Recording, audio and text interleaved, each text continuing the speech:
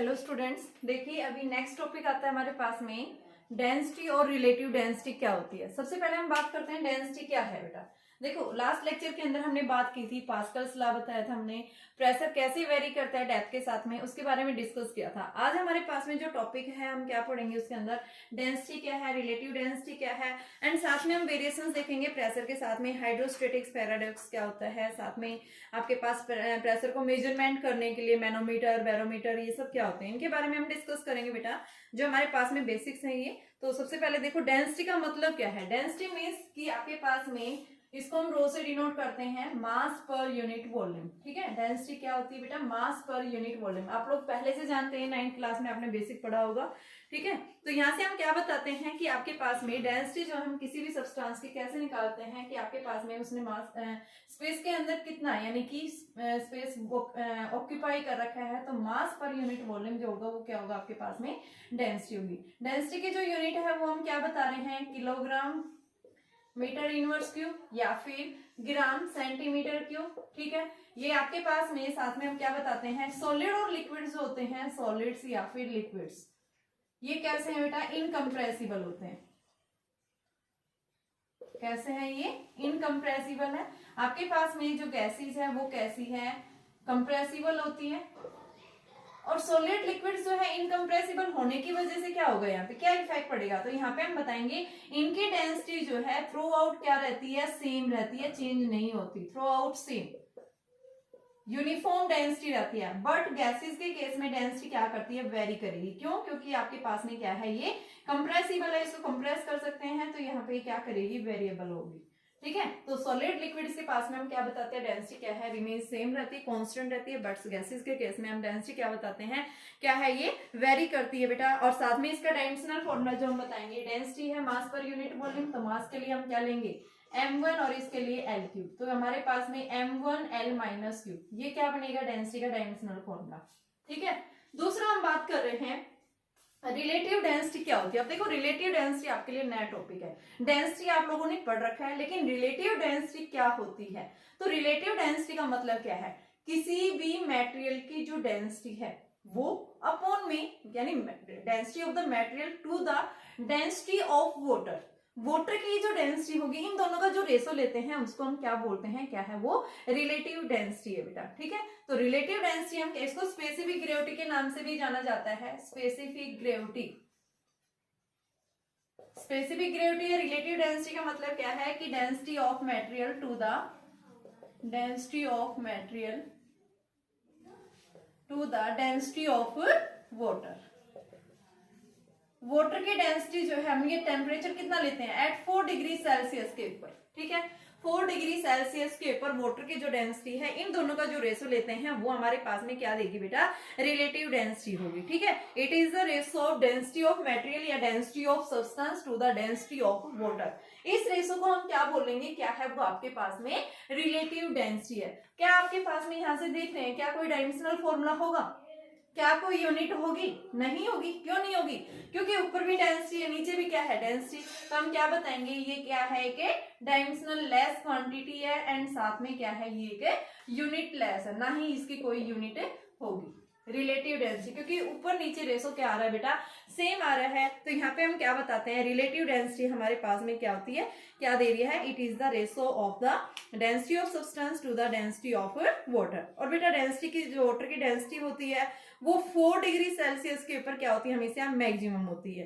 ठीक है, क्या बताएंगे, मैक्सिमम वैल्यू कितने पे होती है, 4 डिग्री सेल्सियस के ऊपर इसकी वैल्यू मैक्सिमम होती है। और साथ में हम क्या बताते हैं कि आपके पास में रिलेटिव डेंसिटी का जो रेशो आता है वो क्या है, एक प्योर नंबर है। ठीक है, जैसे देखिए क्वेश्चंस किस टाइप से पूछे जाते हैं। अब आपके पास में यहाँ पे रिलेटिव डेंसिटी के ऊपर क्वेश्चंस पूछे जाते हैं, लेकिन बेटा यहाँ से देखो डेंसिटी आपके पास में, आप इनका मास का रेशो भी बता सकते हैं। जैसे हमारे पास में दे रखा है, एक सब्सटेंस दिया हुआ है, उसके लिए स्पेसिफिक ग्रेविटी दे रखी है।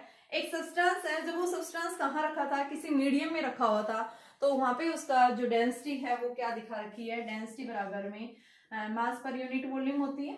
तो मास क्या हो जाएगा, वॉल्यूम इंटू डेंसिटी, ये रेशो बता रहे हैं भाई, डेंसिटी जो है वो क्या है, मास पर यूनिट वॉल्यूम है। तो यहाँ से आपके पास में मास की फॉर्म में रिलेटिव डेंसिटी दिखा रखी है कि आपके पास में कोई भी एक सब्सटेंस है, उस सब्सटेंस का वॉल्यूम v है, डेंसिटी रो है, और मान लो उस सब्सटेंस का मास जो है वाटर के अंदर क्या था, m1 था, और आपके पास में वाटर के अंदर उसकी डेंसिटी क्या है, ρ1 है। तो उनकी आपके पास में रेशो बताना रिलेटिव डेंसिटी क्या होगी, ठीक है। तो मान लो आपके पास में जब वो सब्सटेंस किसी मीडियम में था तो उसका मास जो है वो क्या दे रखा है, ρv, ठीक है। अब उसको किसी मीडियम के अंदर यानी वाटर के अंदर प्लेस कर दिया तो उसकी डेंसिटी बेटा क्या होगी, चेंज होगी, बट वॉल्यूम रिमेन्स क्या है उसका, सेम है। तो यहाँ से आपके पास में इन दोनों का जो रेशो आता है यानी ρ/ρ1 इज इक्वल टू m/m1, और इस डेंसिटी के रेशो को हम क्या बोलते हैं, रिलेटिव डेंसिटी लिख सकती हूँ, m/m1। ये वैल्यू आ गई मेरे पास में। अब यहाँ से आपके पास है मास का रेशो या डेंसिटी का रेशो, आप इसको लिख सकते हैं। आपके पास क्वेश्चन जब भी दिए होंगे तो हम इस तरह से इसको दिखा सकते हैं, ठीक है। अब न्यूमेरिकल्स देखो किस टाइप के आते हैं इसके पास में। आपके पास क्वेश्चन दिया हुआ है, एक टैंक है, उस टैंक को क्या किया है, आधा तो किससे भरा हुआ है, पानी से फिल किया हुआ है, half filled with water and half filled to the top with oil, यानी कि ऑयल से आधा, एक टैंक है, टैंक के अंदर आधा तो पानी से भरा हुआ और बेटा आधा किससे भर दिया, उसको ऑयल से फिल कर दिया, ठीक है। और यहाँ से इसने पूछा बताइए उसकी स्पेसिफिक ग्रेविटी क्या होगी। जैसे मान लो ये टैंक है आपके पास में, इस टैंक के अंदर आधे में क्या है, पानी या वाटर है यहाँ पे, और आधे के अंदर क्या है, ऑयल है, यहाँ पे क्या है, ये ऑयल, ठीक है। अब देखो क्या दिया हुआ है, एक 5 मीटर हाइट, इसकी टोटल हाइट जो है वो कितनी है, 5 मीटर हाइट है ये। इस 5 मीटर हाइट के अंदर हाफ के अंदर क्या किया हुआ है, वाटर फिल है, एंड हाफ के अंदर क्या फिल कर रखा है बेटा, ऑयल फिल कर रखा है, जहां पे उसकी डेंसिटी, ऑयल की डेंसिटी आपको कितनी दे रखी है, 0.85। किसकी है ये, वाटर की, ये ऑयल की डेंसिटी है 0.85, और वाटर की डेंसिटी हमें पता है कितनी होती है, 10 की पावर 3 होती है ये, ठीक है। वाटर की डेंसिटी हमेशा क्या होती है आपके पास में, 10 की पावर 3 होती है एसआई सिस्टम के अंदर। तो ये आपके पास में ग्राम पर सेंटीमीटर क्यूब के अंदर दे रखा है बेटा, ये 0.85 ग्राम पर सेंटीमीटर क्यूब, सीसी भी लिख सकते हैं, ग्राम पर सीसी। पूछा क्या है आपसे, what is the pressure at the bottom of the tank due to these liquids.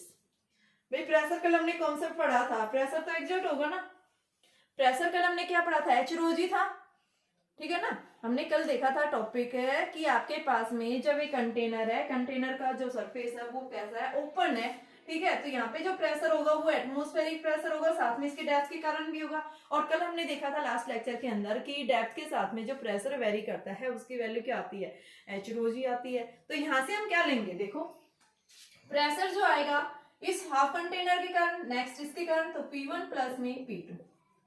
P1 आपके पास जो वाटर फिल कर रखा है उसके अंदर क्या आ जाएगा, H/2, आधा आधा है ये, H/2, रो किसका है, वाटर का, इंटू में जी, प्लस में H/2 row of oil into में जी। अब हाइट क्या है इसकी, 5/2, वाटर की डेंसिटी कितनी है, 10 की पावर 3, और जी कितना है, 9.8, प्लस में H/2 क्या है, 5/2, और ऑयल कितना है, 0.85 है ये ग्राम पर सेंटीमीटर क्यूब है ये, ठीक है। इस ग्राम पर सेंटीमीटर क्यूब को हम चेंज करेंगे क्योंकि केजी में हमारे पास में ये वैल्यू है, तो 10 की पावर 3, ठीक है। तो आपके पास में ये 9.8 मल्टीप्लाई कर दिया, तो यहां से हम इसको सोल्व कर लेंगे, क्या दे देगा, ये नेट प्रेशर आ जाएगा हमारे पास में, ठीक है। इस तरह से क्वेश्चंस होंगे आपके पास में। अगर क्या बोल दिया जाए आपके पास में कि अगर आपके पास 2 मिक्सचर्स है बेटा, ठीक है, जिनका मास अलग अलग है, डेंसिटी भी अलग अलग है, उनको मिक्स कर दिया, तो बताइए उनकी डेंसिटी क्या होगी। 2 मिक्सचर्स हैं, उनका मास अलग अलग है, डेंसिटी भी उनकी अलग अलग है, उनको क्या कर दिया, मिक्स कर दिया, then what will be the density of the mixture. Question ध्यान से सुनिए, 2 अलग अलग सब्सटेंसेस हैं, दोनों का मास अलग अलग है, दोनों की डेंसिटी अलग अलग है, दोनों को अगर क्या कर दिया, मिक्स कर दिया, then what will be their density. मान लो जो फर्स्ट सब्सटेंस है उसका मास m1 है, सेकंड सब्सटेंस m2 है, उसकी डेंसिटी ρ1 है, इसकी डेंसिटी ρ2 है। अगर इन दोनों को मिक्स कर दिया, मिक्स विद ईच अदर, अगर इन दोनों को एक दूसरे के साथ में मिक्स कर दिया है तो बताइए इनकी डेंसिटी पे क्या इफेक्ट पड़ेगा। तो बेटा डेंसिटी अभी हमने पढ़ा है, total mass per unit volume, मास हम क्या लिखेंगे, m1 प्लस में m2। अब वॉल्यूम फर्स्ट का फिर दूसरे का, वॉल्यूम क्या होती है आपके पास में, डेंसिटी यानी कि क्या लिख देंगे, मास पर यूनिट डेंसिटी लिख देंगे ना। क्या हमें क्या चाहिए, वॉल्यूम चाहिए ना हमें, तो हम क्या करेंगे, इसकी जगह वैल्यू पुट कर देंगे। तो यहाँ से मैं V1 लिखूंगी, जैसे मान लो फर्स्ट सब्सटेंस के लिए V1 लिखा आपके पास में m1 बाई रो, सेकेंड के लिए लिखा m2 बाई रो। तो यहाँ से आपके पास में क्या आ जाएगा, देखो डेंसिटी इनकी क्या है, वो सेम है या डिफरेंट है, डिफरेंट है बेटा यहाँ पे डेंसिटी इनकी। तो आपके पास में इसके लिए रो1, इसके लिए रो2। तो यहाँ से आपके पास rho is equal to m1 plus में m2 अपॉन में m1 बाई रो1 प्लस में m2 बाई रो2। तो ये हमारे पास में क्वेश्चन बन जाएगा m1 plus m2 रो1 रो2 m1 रो2 plus में m2 रो1। इस फॉर्मूले में हम वैल्यू रख के इसको निकाल सकते हैं। अगर दो सब्सटेंसेस जिनकी डेंसिटी अलग थी, जिनका मास अलग था, और उन दोनों को जब मिक्स कर दिया है तो वहां से आप उनकी डेंसिटी को कैसे निकालेंगे, तो उसके लिए आपके पास में फॉर्मूला ये बनेगा। ठीक है, अब देखो नेक्स्ट हमारे पास में क्वेश्चन आ रहा है पास्कल्स लॉ। मैंने बताया था पास्कल लॉ क्या होता है। देखिए ये तो डेंसिटी का कॉन्सेप्ट हो रहा है बेटा, रिलेटिव डेंसिटी और डेंसिटी में क्या बेसिक डिफरेंस है। तो डेंसिटी और रिलेटिव डेंसिटी मेरे ख्याल से समझ में आ गई होगी, और इसकी प्रैक्टिस करके देखना, समझ में आ जाएंगे आपको। क्वेश्चंस दे रखे हैं बुक में। अभी नेक्स्ट देखिए मेरे पास में क्या दे रखे हैं। पास्कल्स लॉ क्या है, सबसे पहले पास्कल्स लॉ क्या कहता है, देखो हमने पिछले लेक्चर के अंदर देखा था pressure vary with depth, pressure vary with depth, depth के साथ में प्रेशर कैसे वेरी करती है, P2 minus P1 is equal to H rho g, ये देखा था हमने। अब देखिए पास्कल लॉ क्या कहता है कि अगर मान लो आपके पास एक कंटेनर है, उस कंटेनर में अगर आपने लिक्विड फिल कर रखा है, ये कंटेनर है, इस कंटेनर में अगर आपने लिक्विड फिल कर रखा है, तो यहाँ पे अगर आप एक पॉइंट के ऊपर प्रेशर एक्सर्ट करते हो तो वही प्रेशर एट ऑल मॉलिक्यूल्स के ऊपर इक्वली क्या हो जाता है, एक्सर्ट हो जाता है। जैसे मान लो मैंने क्या लिया, कंटेनर लिया हुआ था इस तरह से यहाँ पे तक, अगर मैंने इस पॉइंट के ऊपर प्रेशर एक्सर्ट किया तो यहाँ पे सभी पॉइंट, जितने भी लिक्विड के अंदर जितने भी पॉइंट्स होंगे, सभी पॉइंट्स के ऊपर बेटा इक्वली क्या हो जाता है, प्रेशर एक्सर्ट हो जाता है। हमारे पास में ये क्या बताता है, पास्कल लॉ बताता है। ठीक है, पास्कल लॉ ये कहता है कि अगर आपने ग्रेविटी के इफेक्ट को क्या किया है, नेग्लेक्ट किया है, अगर आपने ग्रेविटी के इफेक्ट को क्या कर रखा है, नेग्लेक्ट कर रखा है, उस केस में pressure will be exerted same at all parts. ठीक है, pressure will transmitted equally at all parts, हर एक पार्ट्स के ऊपर जो प्रेशर एक्सर्ट होगा बेटा वो क्या होगा, इक्वली एक्सर्ट होगा। ठीक है, तो ये हमारे पास में क्या है, आपका पास्कल्स लॉ हम बता रहे हैं। तो हमारे पास में देखो अगर हम ग्रेविटी के इफेक्ट को कंसीडर कर रहे हैं, यानी G बराबर क्या ले लिया, 0, तो P2 माइनस P1 किसके इक्वल आ गया, 0, P2 किसके इक्वल आ गया, P1, यानी इन दोनों पॉइंट्स के ऊपर प्रेशर क्या होगा, सेम होगा। यहाँ पे दो पॉइंट्स हमने ले रखे थे, तो यहाँ पे भी आपके पास में ये यही कहता है कि आपके पास में चाहे कंटेनर है, कंटेनर में लिक्विड फिल कर रखा है, तो इस लिक्विड के अंदर हर एक पॉइंट्स के ऊपर प्रेशर अगर एक पॉइंट के ऊपर ट्रांसमिट हुआ है तो हर एक पॉइंट वो इक्वली क्या करेगा, प्रेशर इक्वली एक्सर्ट करेगा if gravity effect is neglected. ये क्या है, हमारे पास में पास्कल लॉ है। अब इसका एक्सपेरिमेंटल वेरिफिकेशन किया गया था, क्या किया गया था, देखो यहाँ पे क्या लिया हमने, इस तरह का कंडीशन, यानी कि कंटेनर ले रखा है जिसके अंदर ये 4 पार्ट्स हैं। यहाँ पे किसी का क्रॉस सेक्शन एरिया ज्यादा, किसी का क्रॉस सेक्शन एरिया कम ले रखा है। मान लो इस तरह से आपके पास ये ऐसे ले रखा है,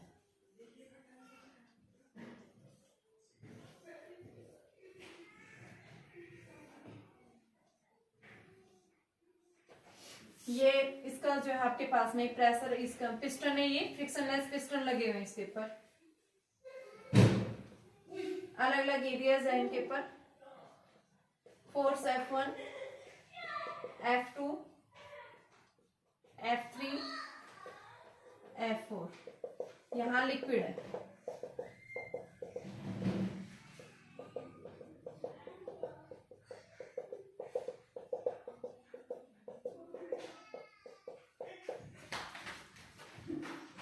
तो यहाँ पे हम क्या देखते हैं, अलग अलग क्रॉस सेक्शन, ये A1 है, A2, A3, A4, A, 2A, A/2, A/3। मान लो इस तरह से आपके पास में अलग अलग क्या लग रहे हैं, प्रेशर यानी कि क्रॉस सेक्शन एरिया के ऊपर अलग अलग प्रेशर, जैसे मान लो फर्स्ट जो आपके पास में ये जो वाल्व लगा हुआ है, इस वाल्व के ऊपर ये पिस्टन लगा हुआ है, इस पिस्टन के ऊपर जैसे फोर्स लगाएंगे तो P1 क्या हो जाएगा F1/A1, ये आ गया F/A लिख रहे हैं यहाँ पे। सेकंड के ऊपर अगर मैंने इसका क्रॉस सेक्शन एरिया डबल कर दिया, क्रॉस सेक्शन एरिया बेटा अगर डबल कर दिया तो यहाँ पे प्रेशर जो होगा वो क्या लगेगा, force per unit area, force भी डबल लगेगा और एरिया भी क्या होगा यहाँ डबल, क्योंकि क्रॉस सेक्शन एरिया है तो फोर्स क्या लगेगा, डबल लगेगा। तो यहाँ पे F2 की वैल्यू क्या होगी 2F, तो ये आपके पास क्या आएगा F/A। तीसरा अगर हम यहाँ पे अप्लाई कर रहे हैं, इसका क्रॉस सेक्शन एरिया मैंने A/2 हाफ कर दिया, तो यहाँ पे भी आपके पास में फोर्स क्या लगेगा, फर्स्ट के कंपैरिजन हाफ लगेगा। तो प्रेशर थर्ड पॉइंट के ऊपर क्या होगा बेटा कि जब से यहाँ से इसके ऊपर फोर्स लगेगा वो क्या लगेगा, हाफ लगेगा, और क्योंकि क्रॉस सेक्शन एरिया क्या हो गया इसका चेंज हो गया, तो यहाँ पे भी F/A। नेक्स्ट इसके ऊपर अप्लाई कर रहे हैं, यहाँ से फोर्स लगेगा, इसका क्रॉस सेक्शन एरिया मैंने 1/3 ले रखा, मान लो कितना है ये 1/3, तो इस केस में भी यहाँ पे प्रेशर जो लगेगा वो क्या लगेगा F4/A4, और F4 की वैल्यू क्या लगेगी F/3, और ये क्या लगेगा A/3, तो F/A। तो यहाँ पे हम क्या देखते हैं कि जब आपके पास में अलग अलग क्रॉस सेक्शन एरिया वाले क्या है वाल्व लगे हुए हैं, इनके ऊपर जो प्रेशर लगेगा वो क्या रहेगा, हमेशा सेम रहेगा। तो आपके पास में वैल्यू जो आएगी वो क्या आएगी, P1 बराबर में P2 बराबर में P3 is equal to P4, यानी प्रेशर जो एग्जर्ट होगा वो सभी पॉइंट्स के ऊपर क्या होगा बेटा, इक्वली एग्जर्ट होगा। तो ये हमारे पास में क्या है, ये आप क्या बताएंगे, ये पास्कल्स लॉ का वेरिफिकेशन है। क्या है ये, पास्कल्स लॉ का वेरिफिकेशन। पास्कल लॉ का वेरिफिकेशन जो हम क्या बताते हैं कि अगर आपके पास में कोई भी कंटेनर किसी भी तरह का क्यों ना हो, हर एक पॉइंट्स के ऊपर यानी जो प्रेशर एग्जर्ट होगा वो कैसा एग्जर्ट होगा बेटा, इक्वली एग्जर्ट होगा। तो ये क्या था हमारे पास में पास्कल लॉ का, हम क्या दिखाएंगे, वेरिफिकेशन दिखाएंगे। ठीक है, अलग अलग, जैसे आपके पास मान लो इसका एरिया A था तो यहाँ पे फोर्स उतना ही लग रहा है, यहाँ पे एरिया क्या कर दिया, इसका हाफ कर दिया तो फोर्स क्या लगेगा, डबल लगेगा। अगर डबल एरिया कर दिया ना तो फोर्स डबल लगेगा इसके ऊपर। पिस्टन जैसे अपने आप ऑटोमेटिकली चेंज हो जाता है, हमें चेंज करने की जरूरत नहीं है, अपने आप ऑटोमेटिकली जितना एरिया होगा उतना ही फोर्स लगेगा। तो प्रेशर की वैल्यू हमेशा क्या रहती है, इसके अंदर सेम रहती है। ठीक है, अब इसका जो प्रिंसिपल है वो हम कहाँ बताते हैं, सबसे पहले हम बताते हैं इसका कहाँ पे कि आपके पास में जो हाइड्रोलिक लिफ्ट है, हाइड्रोलिक लिफ्ट के अंदर हम इसका यूज करते हैं पास्कल लॉ का। तो हाइड्रोलिक लिफ्ट के अंदर हम कैसे यूज करेंगे वो देखिए। तो सबसे पहले इसका एप्लीकेशन आता है कि पास्कल्स लॉ इज यूज्ड, जैसे हमारे डेली लाइफ के अंदर हाइड्रोलिक लिफ्ट है। दूसरा हम बताते हैं कि जो आपके पास में ये ब्रेक्स होते हैं ना, हाइड्रोलिक ब्रेक्स, उसके अंदर भी इसका यूज होता है। ठीक है, तो सबसे पहले मैं एक एग्जांपल बताऊंगी, दूसरा एग्जांपल आप खुद करके देख लेंगे इसका। तो हाइड्रोलिक लिफ्ट के अंदर जैसे आपने देखा होगा सर्विस स्टेशन वगैरह होते हैं, इनके अंदर जो है गाड़ियों की जो सर्विस होती है तो उसको लिफ्ट किया जाता है, उसको उठाया जाता है। तो क्या होता है उसके अंदर, देखो यहाँ पे 2 पिस्टन्स लगे होते हैं, 2 सिलेंडर्स इस तरह से लगे होते हैं,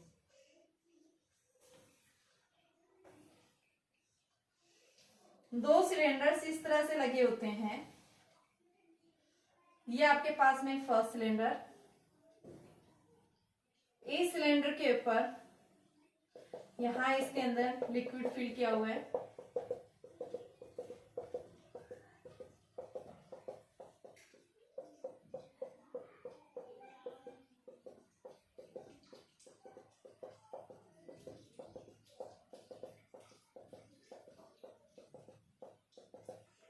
एक का क्रॉस सेक्शन एरिया क्या है, अलग है, दूसरे का क्रॉस सेक्शन एरिया अलग है। सबसे पहले हम क्या बताते हैं, हाइड्रोलिक लिफ्ट क्या है।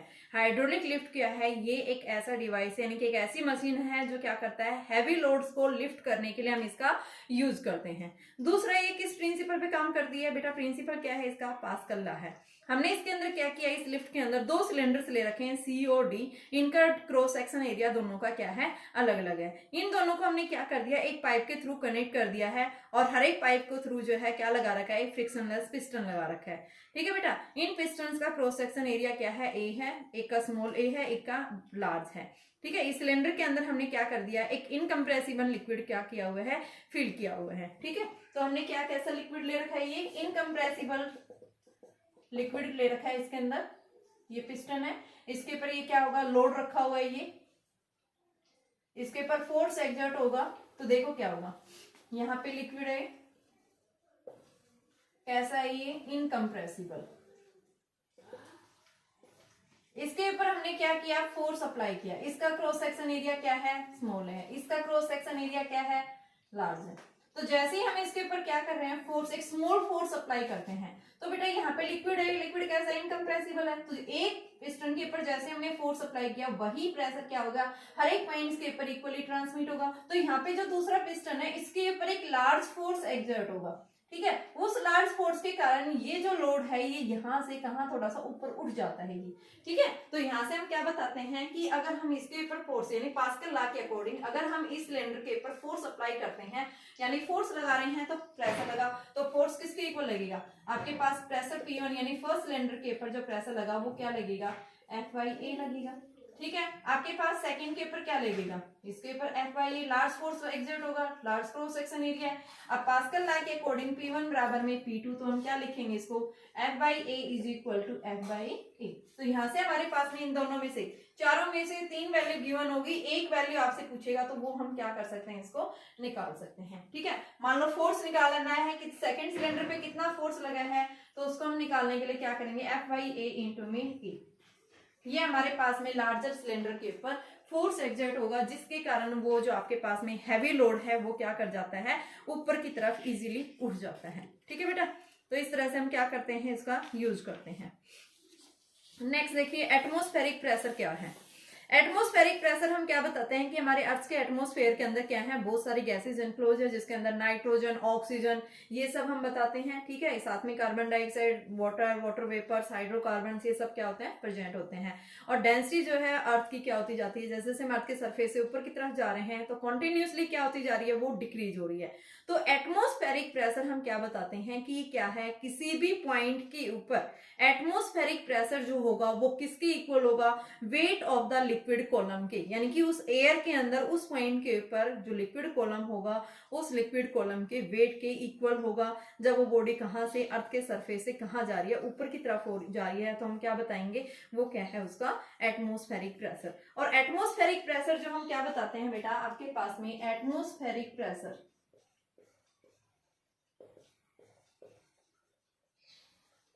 वो क्या है, 1.013 into 10⁵ newton metre inverse square. ये हमारे पास में एटमॉस्फेरिक प्रेशर होता है, ठीक है। जहां पे हमारे एनवायरनमेंट के अंदर क्या है, वेरियस गैसेस कंसिस्ट होती हैं। तो सबसे पहले हम बात करेंगे, अब इस प्रेशर को मेजरमेंट करने के लिए हमारे पास में क्या क्या दिए हुए बेटा, एक बैरोमीटर है, एक क्या है, मैनोमीटर है, ठीक है। तो हम इनकी बात करेंगे। कल मैंने हाइड्रोस्टैटिक्स पैराडॉक्स बताया था कि आपके पास में कंटेनर की सेफ साइज चाहे कैसी भी हो, हमेशा क्या रहेगा, उस पॉइंट के ऊपर हमेशा वैल्यू क्या रहेगी बेटा, सेम रहेगी, ठीक है। तो सबसे पहले देखो आपके पास में एटमॉस्फेरिक प्रेशर की वैल्यू हम कैसे निकालते हैं।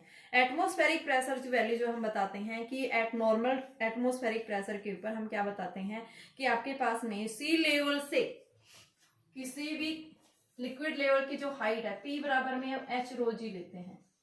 ये जो है h है, ये हाइट लेते हैं from the sea level, 76 centimetre of Hg होती है। रो की वैल्यू हम 9.8 लेते हैं, और डेंसिटी हमारे पास में मरकरी लेते हैं। मरकरी की डेंसिटी जो होती है वो क्या होती है, फिक्स होती है एट 0 केल्विन टेम्परेचर के ऊपर, जो कितनी है, 13.6 गुना में 10⁻³ एट 0 डिग्री सेल्सियस। तो यहाँ पे आप जो वैल्यू रखते हैं, P बराबर में 76 सेंटीमीटर ऑफ h ρg ले रहे हैं। देखो g की वैल्यू मेरे पास में ऐसा ही सिस्टम में है, तो मुझे क्या करना पड़ेगा, इसको भी चेंज करना पड़ेगा। तो सेंटीमीटर को जब मैं मीटर में चेंज करूंगी तो ये मेरे पास में आ जाएगा 0.76 मीटर ऑफ hg, और ये क्या आ गया, मीटर पर सेकेंड स्क्वायर। तो यहाँ पे हम क्या लिखेंगे, 0.76 इंटू में 9.8 इंटू 13.6 इंटू 10⁻³ तो ये प्रेशर की वैल्यू आप निकाल देंगे, जो कितनी दिखाई है मैंने, 1.013 इंटू 10⁵ न्यूटन मीटर इनवर्स के क्या होगा, ये प्रेशर होगा। इस प्रेशर को हम क्या बोलते हैं, क्या है ये, 1 एटमॉस्फेरिक प्रेशर।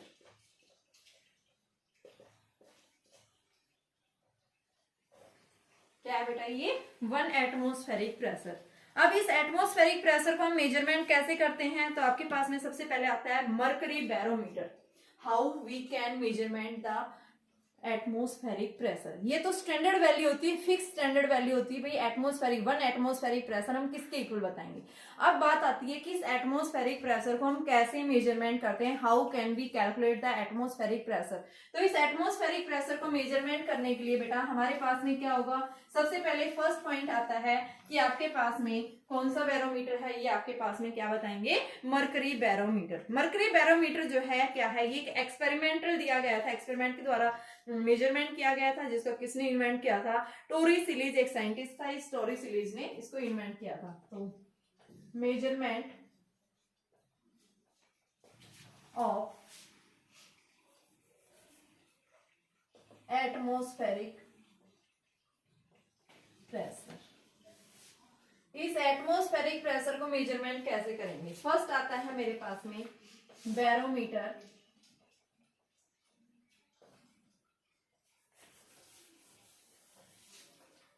बैरोमीटर क्या है आपके पास में, मरकरी बैरोमीटर ले लो इसको, मरकरी बैरोमीटर।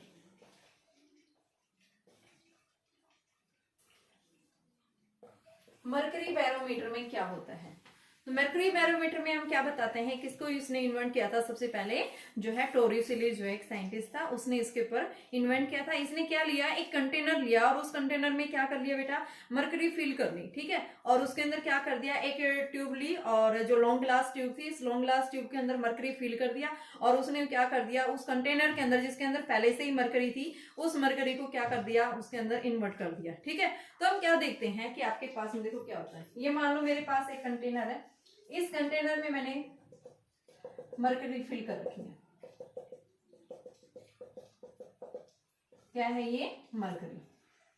अब इसके अंदर मैंने क्या ली, एक टेस्ट ट्यूब ली, लॉन्ग ग्लास टेस्ट ट्यूब, इस gas long glass test tube के अंदर मरकरी फिल कर रखा है। जैसे मैंने इसको इन्वर्ट किया तो यहाँ पे क्या हुआ, लिक्विड का लेवल इसकी तरफ डाउन गिरने लग गया, लेकिन एट ए हाइट के ऊपर जाके क्या होगी, वो कांस्टेंट होगी। इसके ऊपर क्या आ गया, वैक्यूम आ गया, ये स्पेस है जिसको हम क्या बोलते हैं, क्या है, टोरिसिलीज वैक्यूम बोल देते हैं इसको, ठीक है, टोरिसिलीज वैक्यूम, ठीक है। तो यहाँ से एट ए हाइट के ऊपर, यानी ये हाइट जो है 76 सेंटीमीटर की हाइट पे जाने के बाद में ये जो है फिक्स हो गई, अब उसके बाद फोल्ड नहीं करने लगी, ठीक है। तो हम कैसे मेजरमेंट करेंगे इस एटमॉस्फेरिक यानी कि प्रेशर को, तो इसको देखने के लिए यहाँ पे क्या बताया कि अगर हम एक लॉन्ग ग्लास ट्यूब लेते हैं जो मरकरी से फिल कर रखी है और उसको अगर हमने क्या कर दिया, इस स्टैंड के अंदर उसको अगर वर्टिकली इन्वर्ट कर दिया है, तो यहाँ पे हम क्या देखते हैं कि जो ट्यूब है उसके अंदर जो मरकरी थी वो क्या होती जा रही है, ऑलमोस्ट जो है एम्प्टी होती जा रही है और एक जगह जाकर के क्या हो गई है, फिक्स हो गई है, ठीक है। तो इस ट्यूब के ऊपर जो एम्प्टी स्पेस आया है, इस एम्प्टी स्पेस को हम क्या बोलेंगे, क्या है वो, टोरिसिलीज वैक्यूम है, ठीक है बेटा। तो यहां से हमें क्या देखना है कि इसकी जो है प्रेशर की वैल्यू को निकालना है। तो सबसे पहले हम क्या बताएंगे कि इसका जो वेट होगा, वेट जो मरकरी का है वो किसके इक्वल होगा, mg के इक्वल। टेस्ट ट्यूब का जो क्रॉस सेक्शन एरिया क्या ले रखा है, a ले रखा है, इसका वेट कहाँ एग्जर्ट होगा, डाउनवर्ड mg, ठीक है। तो mg की वैल्यू क्या आएगी, देखो वेट ऑफ द मरकरी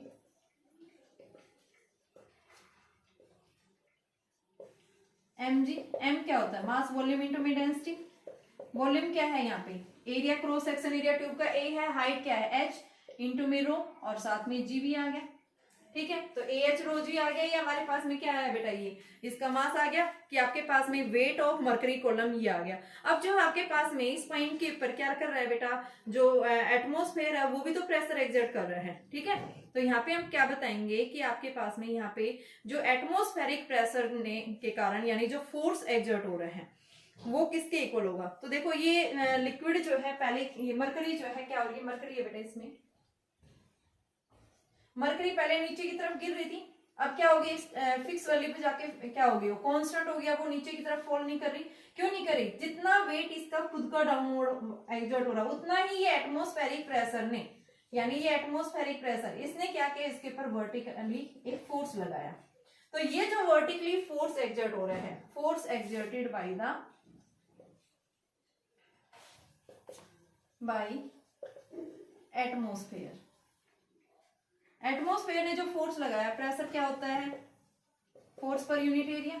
तो हम क्या लिखेंगे, force is equal to P into में ए, ये लिख देंगे। तो ये इक्वेशन फर्स्ट है, ये इक्वेशन सेकंड है। एट द इक्विलिब्रियम कंडीशन के ऊपर जितना फोर्स इसने डाउनवर्ड एग्जर्ट किया उतना ही एटमॉस्फेयर ने इसके ऊपर क्या किया, वर्टिकली अपवर्ड फोर्स डाला।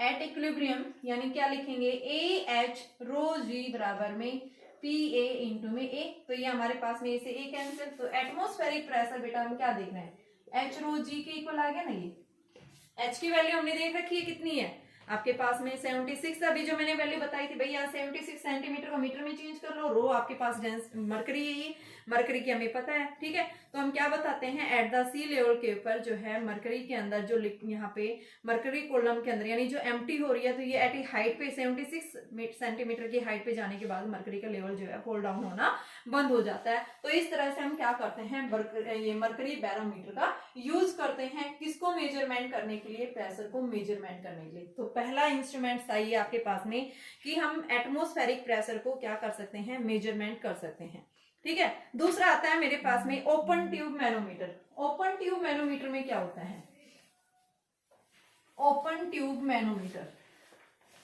इस ओपन ट्यूब मैनोमीटर में क्या होगा, देखिए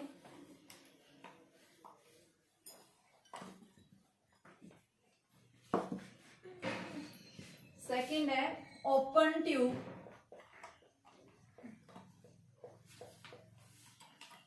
मैनोमीटर। ओपन ट्यूब मैनोमीटर भी क्या करती है बेटा, एटमॉस्फेरिक प्रेशर को मेजरमेंट करने के लिए ही हम इसका यूज करते हैं। क्या बताते हैं इसको कि गेज प्रेशर को मेजरमेंट करने के लिए, तो आप क्या बताएंगे, open tube manometer is use to measure gauge pressure. Gauge pressure को मेजरमेंट करने के लिए हम किसका यूज करते हैं, ओपन ट्यूब मैनोमीटर का यूज करते हैं। इस ओपन ट्यूब मैनोमीटर के अंदर क्या होता है, आपके पास में यहाँ पे दो कंटेनर्स यानी यू शेप की क्या होती है, इसमें ट्यूब होती है। कैसी ट्यूब होती है बेटा, यू शेप की, और उसके अंदर हम क्या कर लेते हैं, एक साइड हम क्या ले लेते हैं, मरकरी ले लेते हैं, और दूसरी साइड हम क्या लेते हैं कि आपके पास में गैस ले लेते हैं, ठीक है। तो हम क्या बताते हैं आपके पास में कि आपने क्या ली है, यू शेप की कोई भी एक ट्यूब ली है।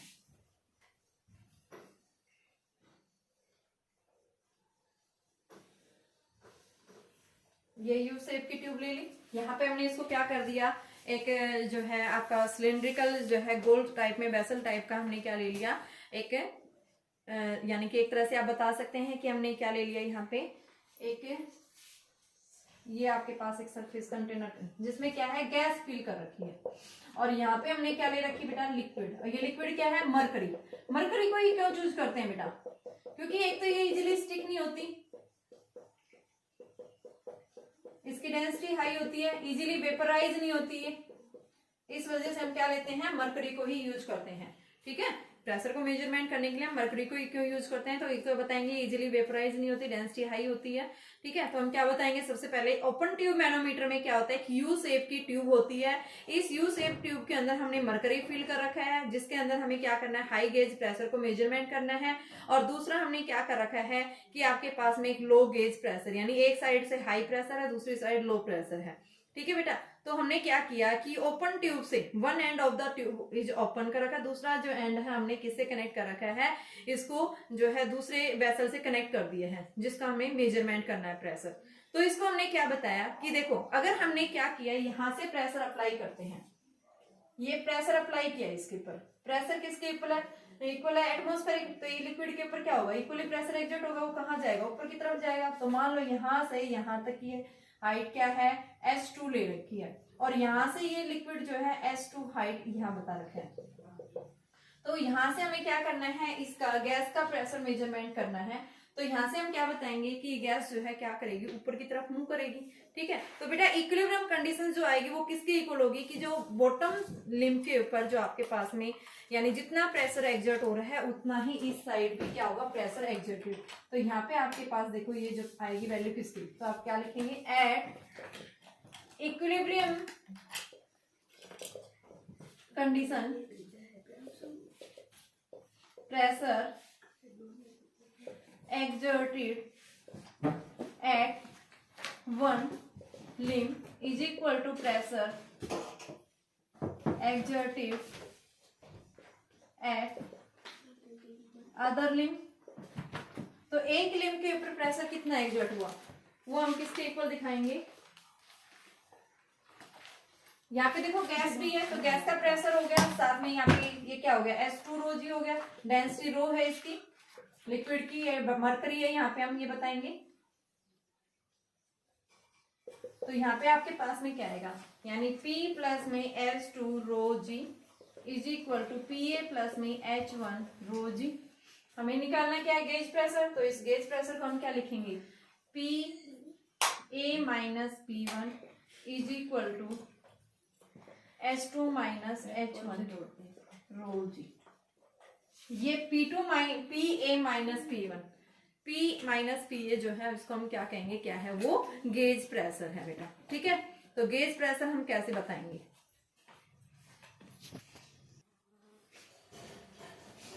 तो देखो बेटा, ओपन ट्यूब मैनोमीटर के अंदर एक बार मैं फिर से रिवाइज करवा रही हूँ क्या होता है। यहाँ पे मैंने क्या ले रखी कि U-ट्यूब्स जो है कंटेनर ले रखा है, इसमें मैंने क्या कर रखा है, लिक्विड फिल कर रखी है। लिक्विड क्या है, यहाँ पे मरकरी है। ठीक है, मरकरी की डेंसिटी जो है वो क्या होती है, लो होती है। जैसे ही हमने क्या किया, इसके वन एंड के ऊपर, जहाँ पे ट्यूब का एंड अदर क्या है, ये ओपन है, यहाँ पे जैसे ही प्रेशर, एटमॉस्फेरिक प्रेशर एक्सर्ट हुआ है, तो लिक्विड जो है वन लिम्ब से अदर लिम्ब की तरफ क्या करेगी, प्रेशर इक्वली एक्सर्ट करेगी।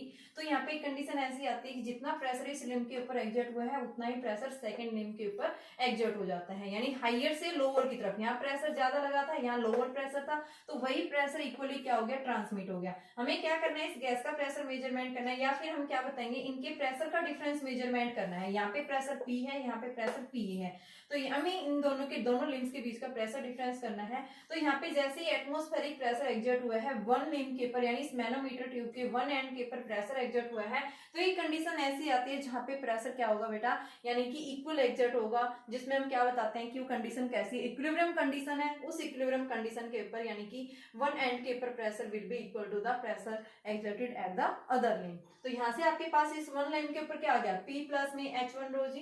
तो यहाँ पे देखो मैंने H2 ले रखा है, इसकी हाइट, तो H2 रो जी, ये प्रेशर इधर ऊपर की तरफ एक्सर्ट होगा, तो ये प्रेशर P ले लिया, और साथ में H2 रो जी।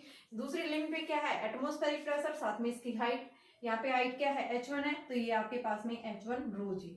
तो P माइनस ये हमें क्या निकालना है, गेज प्रेशर। तो एटमॉस्फेरिक प्रेशर में से ये, क्योंकि यहाँ पे हाइयर प्रेशर है एटमॉस्फेयर के द्वारा, तो PA minus P is equal to H2 minus H1 rho g. तो बेटा ये PA माइनस P जो दे रहा है, ये हमें क्या दे रहा है, गेज प्रेशर दे रहा है, और इसको हम क्या लिख सकते हैं, क्या है ये, PA माइनस P बराबर H रो जी। तो ये हमारे पास में क्या है, open tube manometer. Open tube manometer, साथ में हमने मर्करी बैरोमीटर देखा था, ये क्या करने के लिए यूज करते हैं, प्रेशर को मेजरमेंट करने के लिए हम इनका यूज करते हैं। तो बेटा इसके अंदर इससे आगे जो है आप इसके क्वेश्चंस करके देखना, और साथ में आपके पास में हाइड्रोलिक ब्रेक्स और हाइड्रोलिक लिफ्ट और हाइड्रोलिक मशीन, इन दोनों तीनों को आप एक बार, हाइड्रोलिक मशीन मैंने बता दिया है, जो लिफ्ट वाला जो कॉन्सेप्ट था वही सेम कॉन्सेप्ट है, तो इसको आप स्टडी करके देखना, इसके नोट्स बना लेना। ठीक है, कल हम बात करेंगे इससे आगे नेक्स्ट टॉपिक जो हमारे पास में नेक्स्ट टॉपिक होगा, आपके पास में लॉज ऑफ फ्लोटेशन क्या है, और फिर हमारे पास में आ जाता है सरफेस टेंशन का टॉपिक होगा, इंपॉर्टेंट टॉपिक है। ठीक है, तो आज की क्लास की इतना ही बहुत है।